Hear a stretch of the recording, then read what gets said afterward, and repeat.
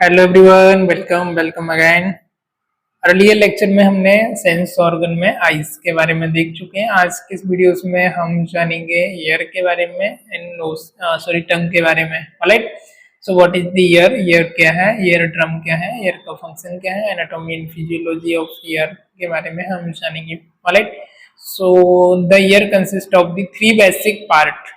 अब तीन basic part से मिलकर के आपका ले ईयर जो है वो बना हुआ है। Year consist of the three basic part. It has three part, first the outer year, second the middle year and third the inner year.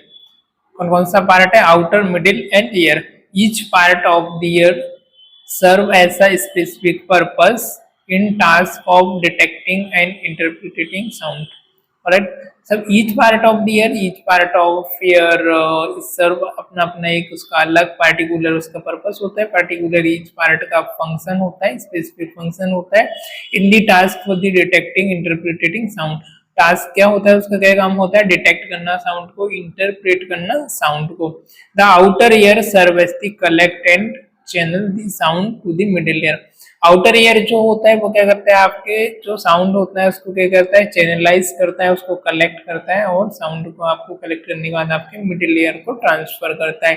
The middle ear serve as the transformation of the energy of sound wave into the internal vibration of the bone structure of the middle ear and ultimately transform these vibration into a comprehensional wave in the inner ear.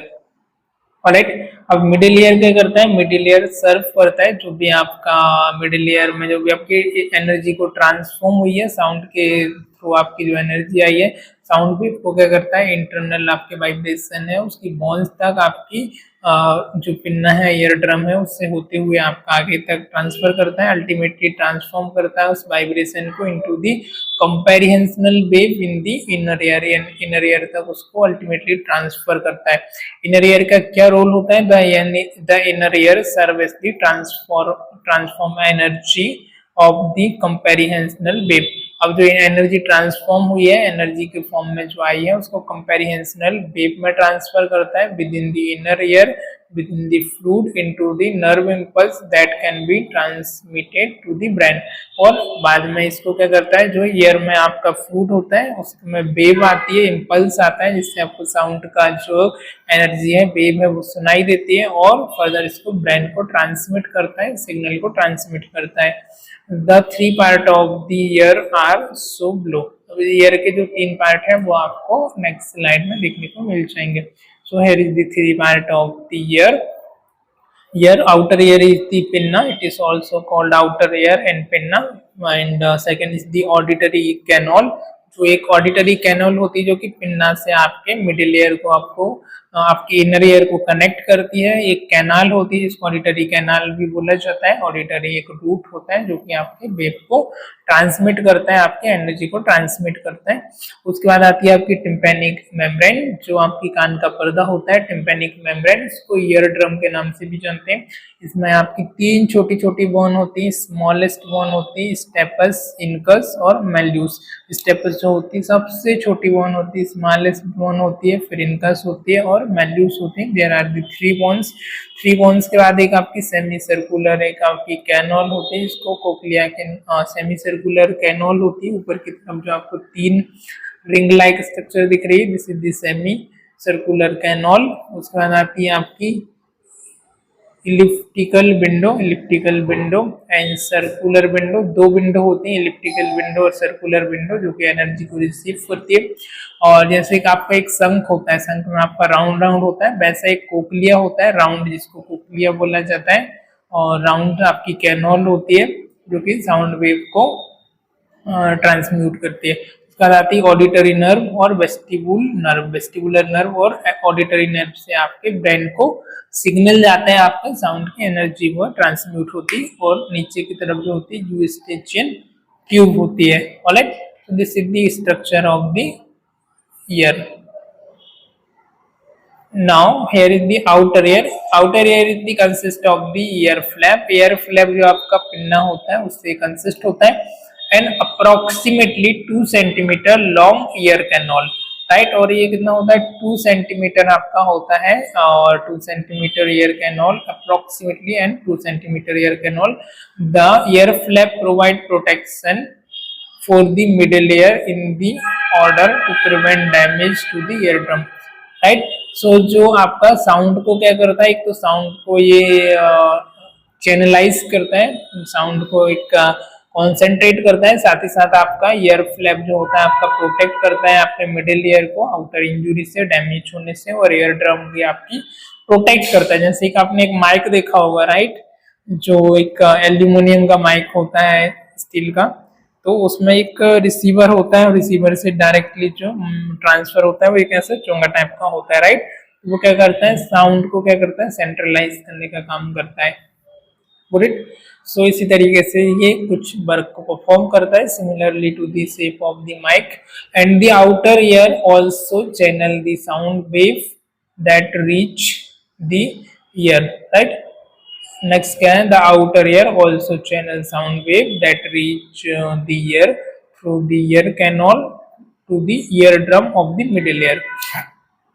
Next क्या करता है, the outer year होता है वो क्या करता है आपका, वो भी चैनलाइज करता है आपकी साउंड वेव को that reach to the ear, जो कि आपके रीच को ईयर करती है थ्रू द ईयर कैनल के through ear drum of the middle ear और ear drum of the middle ear को, right. Because of the length of ear canal it is capable of amplifying sound with frequencies of the approximately 3000 hertz। Right, अब जो canal होती है इसकी जो length है, इसकी वजह से जो साउंड होता है ये कैपेबल होती है साउंड को एम्पलीफाई करने के लिए, साउंड को एम्पलीफाई करते हैं, जिसकी फ्रीक्वेंसी अप्रोक्सीमेटली आपका 3000 हर्ट्ज के आसपास में होती है। As sound travel through the outer ear, जैसे आपका साउंड आपका ट्रेवल करता है थ्रू द आउटर ईयर से, and this sound is still in the form of pressure. अभी तक जो साउंड है वो एक प्रेशर के फॉर्म में होता है। Wave with the alternating pattern, wave और अल्टरनेटिंग पैटर्न के फॉर्म में होता है of the high and low pressure region. High and low pressure region में it is not until the sound reach the eardrum at the interface of the outer and the middle ear। It is not until the sound reach, जब तक आपका sound reach नहीं करता है ear drum तक, it the interface of the outer and the middle year that the energy of the mechanical wave become the converted into the vibration of the inner bone structure of the ear, alright। So it is not until the sound, जब तक आपका sound आपका reach नहीं करता है ear drum तक, it the interface of the outer middle ear में रहता है, तो दिस इज द एनर्जी के फॉर्म में रहता है, this is the mechanical wave के फॉर्म में रहता है, and after a mechanical convert हो जाता है, become into the vibration, mechanical से एनर्जी से वाइब्रेशन में कन्वर्ट होता है, और आपके इनर ईयर में जो बोन होती है वहां तक पहुंचता है, आपके फ्लूट तक पहुंचता है। Then the middle ear is an air filled cavity. Middle ear जो होती है वो आपके मिडिल ईयर जो होता है वो आपका ईयर फिल्ड कैविटी होती है, that consist of an ear drum, जिसमें आपका ईयर ड्रम होता है, 3 आपकी बोन्स होती हैं, 3 टाइनी आपका इंटरकनेक्टेड बोन होती है, आपस में एक दूसरे से कनेक्टेड होती है, हैमर लाइक एक बोन होती है, एनविल एंड स्टेरियप एक बोन होती है ना, तो 3 आपकी जो बोन्स होते हैं जिसके बारे में जस्ट अभी हमने देखा। And ear drum is the very durable and tightly selected membrane. Ear drum क्या होते हैं, this is the very durable and tightly stretch not selected stretched membrane that vibrate as the incoming pressure wave. जैसे इन pressure wave आती है ये क्या करती है, वाइब्रेट करती है, wave reach as so blow a comparison force the ear drum inward reflection. जैसे इनर आपका जो फोर्स है वो आता है आपकी ईयर ड्रम में इनवर्ट की तरफ आता है, and rarefaction force ear drum outward, thus vibrating the ear drum at the same frequency of the sound wave. And जैसे ही साउंड आता है इनवर्ड और आउटवर्ड तो सेम फ्रीक्वेंसी में क्या करती है साउंड वेव आती है, तो वो आपका वाइब्रेट करती है, और ये वाइब्रेशन फिर आपका आगे फर्दर मूव होता है। नेक्स्ट है being connected to the hammer. being connected to the hammer, the movement of the eardrum will set the hammer anvil and the stereo into the motion at the same frequency of the sound wave. Alright, so being connected to the hammer के साथ जो connected होती है, the movement of the eardrum will be set, और जो eardrum का movement है वो आपका set होता है hammer, anvil and stereo, तीन hammer, anvil and stereo इनके अनदर नेम है, into the motion at the same frequency of the sound wave, और जैसे आपका sound wave की frequency वहां तक reach होती है, and the stereo is connected to the inner ear. stereo जो है वो connected होती है आपके inner ear के साथ, and thus the vibration of the stereo are the transmitted to the fluid of the inner ear and create a comparison wave within the fluid. और जैसे ही क्या होता है ये कनेक्टेड होती है, तो जैसे ही आपका साउंड वेव आती है, वाइब्रेशन आपका आता है, वाइब्रेशन आपका ट्रांसमिट होता है आपके फ्लूइड में इनर एयर के साथ, और एक कंपैरिजन क्रिएट करता है, एक वेव क्रिएट करता है विद इन द फ्लूइड के अंदर। जैसे कि पानी में आप एक जस्ट पत्थर मारेंगे तो आपको एक रिपल, एक वेव क्रिएट होता है, right. Fluid the three tiny bone of middle ear, अब जो तीन मिडिल ईयर की आपकी बोन है middle ear, act as levers act करती हैं, एम्पलीफाई करती हैं दी वाइब्रेशन को, साउंड वेव को, due to the mechanical advantages the displacement of strip are greater than the hammer. अब जो स्ट्रिप होती है हैमर से थोड़ी सी ग्रेटर होती है, और displace so here is the three one, right, malleus, incus और stapes। सबसे बड़ी जो होती है वो कौन सी होती है आपकी, incus, stapes, incus, malleus and stapes।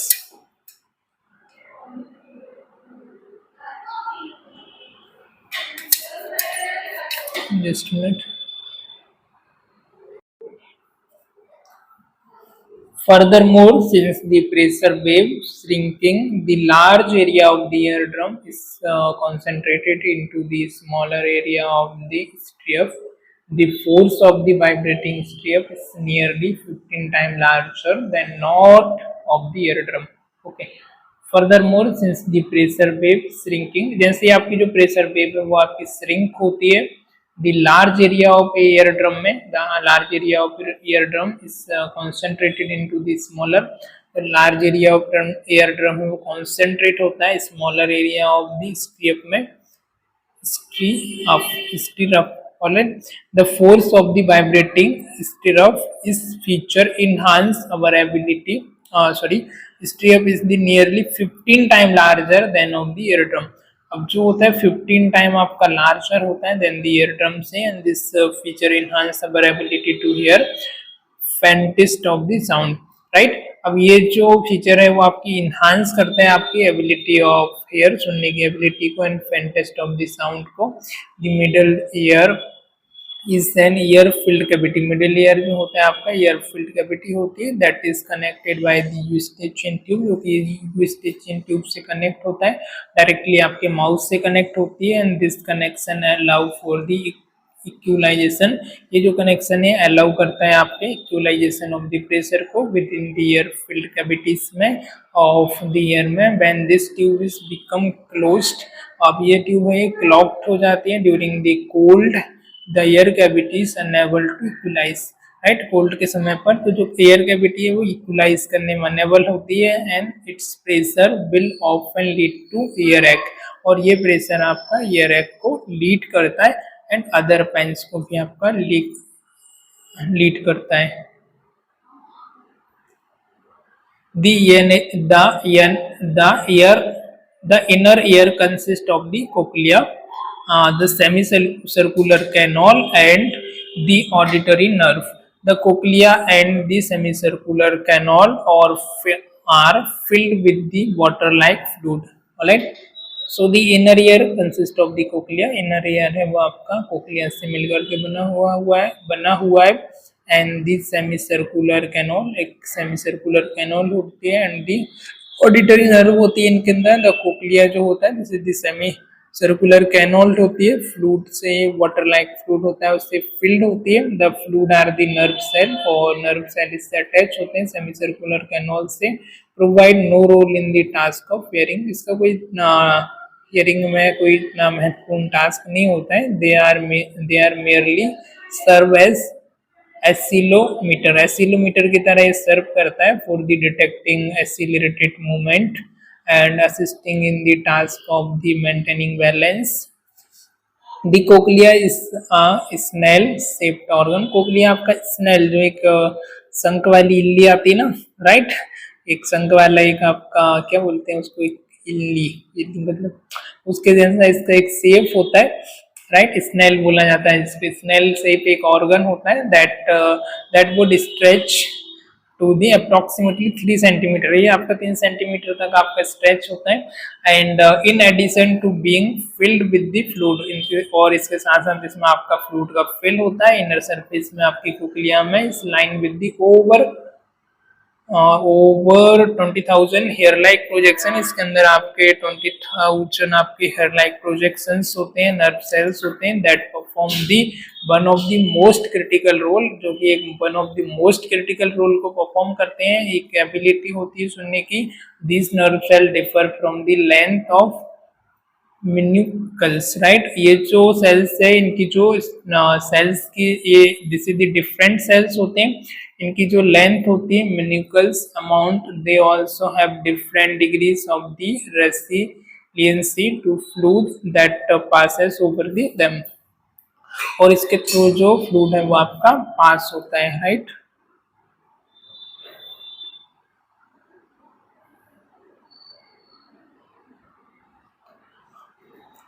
As a comprehensional wave from the interface between the hammer of the middle ear and the oval window of the inner ear through the cochlea, the small hair-like nerve cell will be set in motion. Each hair cell has a natural sensitivity to a particular frequency of the vibration. When the frequency of the comparational wave match the natural frequency of the nerve cell, that nerve cell will resonate with the larger amplitude of the vibration. Alright, so as the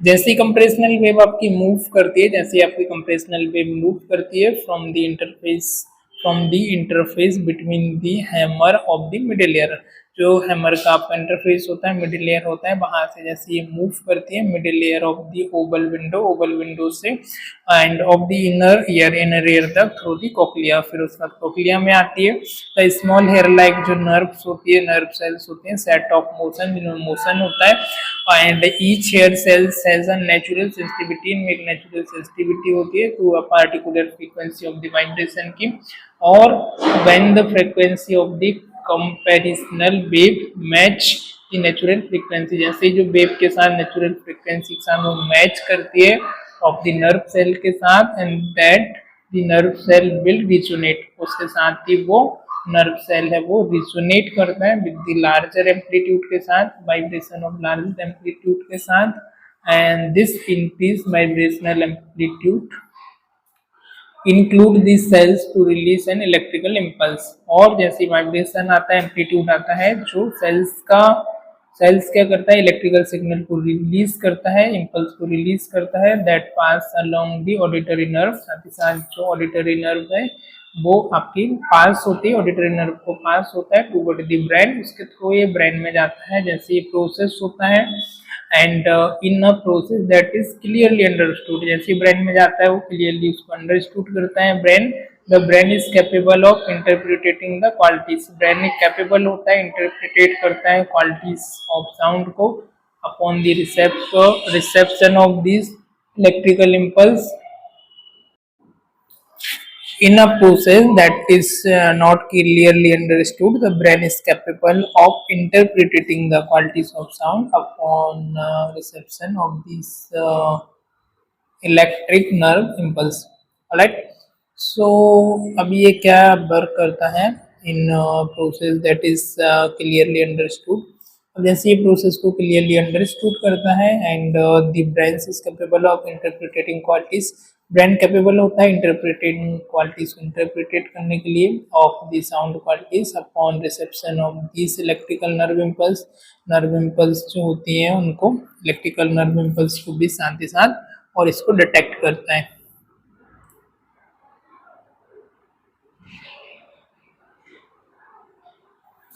so here is the year के बारे में हमने यहाँ पर जाना, year का physiology क्या है, किस तरीके से ये काम करता है, इसका साइज शेप क्या है, उसके बारे में हमने जाना, इसके पार्ट्स के बारे में हमने जाना।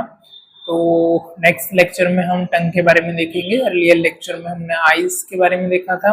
तो I hope you enjoyed this lecture, सभी को समझ आया होगा, you understood everything. If you have any doubt regarding this you may ask. हमने ईयर के बारे में देखा, ईयर के 3 पार्ट होते हैं, आउटर ईयर जो कि आपका पिन्ना होता है, मिडिल ईयर जो होती है आपकी ईयर कैनोल होती है जो कि एक ट्यूब लाइक स्ट्रक्चर होती है, उसके बाद इनर ईयर आता है, इनर ईयर के पहले टिम्पेनिक मेम्ब्रेन होती है जिसमें आपका सेंसिटिव पार्ट होता है, यहाँ पर आपकी 3 बोन्स होती है, इनकस, स्टेपस, मेड्यूस, राइट। उसके बाद आपका यहाँ पर आपका फ्लूइड फील्ड होता है, आपकी नर्व कनेक्टेड होती है, कोक्लिया होता है, यूस्टिचियन ट्यूब होती है जिससे कि आपके ब्रेन को सिग्नल जाता है और साउंड को वो इंटरप्रिटेट करता है। करेक्ट, आई होप आप सभी को क्लियर हुआ होगा। सो बाय बाय, टेक केयर।